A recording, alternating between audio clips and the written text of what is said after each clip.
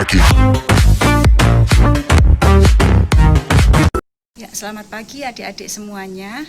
Ya, kembali kita bertemu dalam Sekolah Minggu Tunas Muda, masih dalam suasana online. Ya, saat ini Bu Eri akan mengingatkan dulu sebelum kita memulai sekolah minggu. Pertama kali kita harus siapkan Alkitab, ya. Lalu yang kedua, kita juga siapkan persembahan supaya nanti pada waktu kita harus memberikan persembahan, kita sudah tidak bingung untuk mencari lagi. Mari kita siapkan hati terlebih dahulu supaya kita dapat mendengarkan sekolah minggu dengan baik. Mari Bu Eri akan tuntun dalam doa. Terima kasih Tuhan Yesus, Engkau sudah memberkati dan menyertai kami dalam satu minggu ini. Dan saat ini kami akan belajar firman-Mu Tuhan dalam sekolah minggu. Kiranya Engkau urapi hati, pikiran, akal budi kami, sehingga kami mampu untuk mendengar firman yang akan kami terima nanti dengan baik, dan kami dapat melakukannya dalam kehidupan kami sehari-hari. Kami juga berdoa untuk saudara-saudara kami yang lain, teman-teman kami, kiranya Engkau juga sertai mereka dalam setiap aktivitasnya. Terima kasih Tuhan, dalam nama Tuhan Yesus kami berdoa dan mengucap syukur. Haleluya, amin. Ya. Bu Eri akan bertanya dulu, tentunya adik-adik saat ini dalam situasi yang sehat ya. Ya, puji Tuhan kita semua selalu disertai dan berkati Tuhan dalam situasi yang luar biasa sukacita tentunya ya. Nah, sebelumnya Bu Eri akan mengajak adik-adik untuk mengingat kembali pelajaran pada minggu lalu. Kita minggu lalu sudah belajar pada pelajaran yang ke-11 tentang apa? Pendelegasian tugas. Ya, apa saja sih yang kita pelajari pada minggu lalu? Ya, sekedar Bu Eri ingatkan dan adik-adik juga bisa mengingat kembali apa yang kita sudah pelajari pada minggu yang lalu. Ya, kita minggu lalu itu belajar tentang tokoh Tikhikus ya, yang berhasil dimuridkan oleh Paulus dan dia menjadi wakil pribadi Paulus. Mengapa dia dipanggil sebagai wakil pribadi Paulus? Karena dia si Tikhikus itu menjadi murid yang rajin, yang bertanggung jawab, yang tidak mudah putus asa dalam melaksanakan setiap kegiatannya, sehingga setiap tugas yang diberikan kepadanya selalu dikerjakannya dengan baik. Nah, Paulus melihat itu. Nah, dia dijadikan murid yang menjadi wakil pribadinya. Lalu kecuali itu juga Tikhikus itu adalah pribadi yang selalu mau mengerjakan tugasnya dengan sangat baik, dengan tidak pernah sakit hati, tidak pernah merasa tertekan, tidak pernah merasa berat seperti itu. Dia mau melakukannya dengan sukacita. Lalu yang ketiga adalah Tikhikus adalah pribadi yang sangat rajin mendengarkan pengajaran. Apa yang dia dengar, apa yang dia terima selalu didengarkan dengan baik, dan dia berusaha untuk menyampaikan pesan-pesan yang dia terima kepada orang sampai orang itu mengerti dan mampu melakukan apa yang dikehendaki oleh Paulus. Itulah yang menjadi teladan buat kita sekalian berkaitan dengan tokoh Tikhikus kemarin ya. Nah, kecuali itu adik-adik, tentunya pelajaran itu juga mengharapkan kita semua untuk bisa dan mau serta mampu melakukan itu tanpa ada perasaan terpaksa. Karena apa? Ingat bahwa guru memberikan tugas atau orang tua kita memberikan tugas itu tentunya sudah dilandasi oleh rasa percaya, dilandasi bahwa kita ini mampu melakukan tugas yang diberikan, sehingga tidak perlu kita menolak, tidak perlu kita membantah seperti itu ya. Nah, sekarang kita akan belajar pelajaran yang ke-12 ya. Nanti kita akan sama-sama dengarkan pelajaran itu, nanti akan disampaikan oleh Ibu Ruth.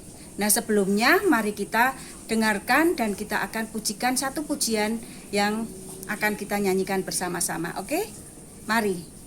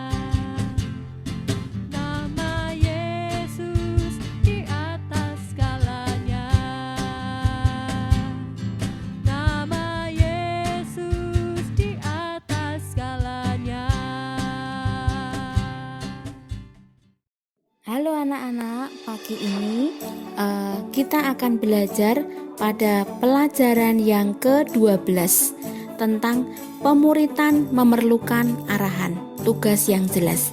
Nah, pagi ini kita akan bersama-sama belajar seorang tokoh yang bernama Titus. Tentu anak-anak pernah mendengar siapakah Titus. Nah, Titus adalah teman sekerja Paulus. Dahulu, Titus adalah seorang yang beragama non-Yahudi. Dia dikenal sebagai seorang kafir, Greka atau orang Yunani. Tetapi karena Titus berkenan di hadapan Allah, maka Titus diperkenankan untuk mengabarkan Injil. Titus sangat dekat dengan Paulus, sehingga Paulus mempunyai panggilan khusus untuknya. Anak di dalam iman. Sebagai seorang anak dan seorang murid, Titus sangat menghormati dalam menjalankan perintah Paulus. Sedangkan Paulus sendiri di dalam mengajar Titus sangat teliti. Sehingga secara detail dia mengajarkan Titus bagaimana seorang murid melakukan tugasnya yang baik.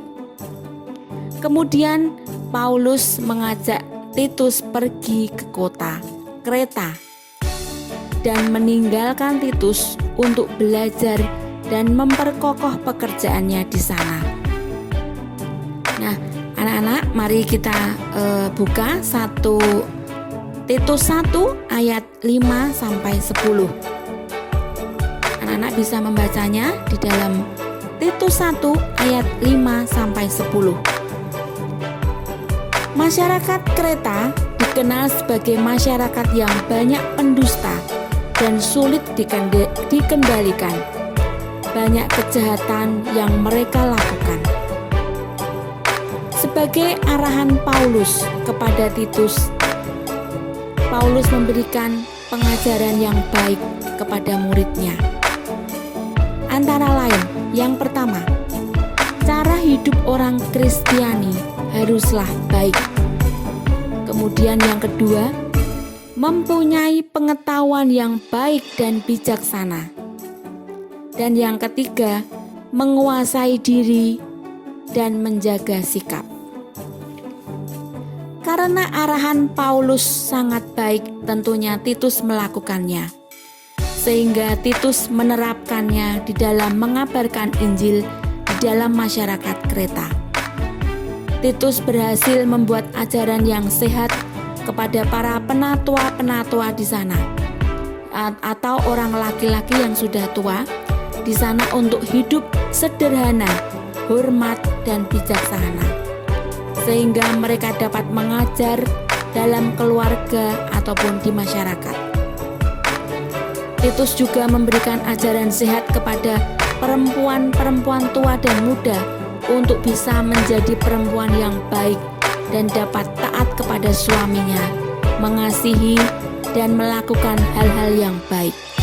Nah, untuk anak-anak muda seperti kalian, seperti anak-anak tunas muda, apa saja ajaran yang harus dilakukan?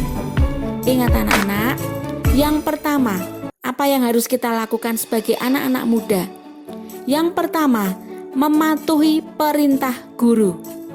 Kemudian yang kedua, melakukan ajaran yang baik. Kemudian yang ketiga, menjadi teladan bagi orang lain. Nah, setelah kita mendengar tentang ajaran pelajaran di atas, apa yang dapat kita simpulkan pada pagi hari ini?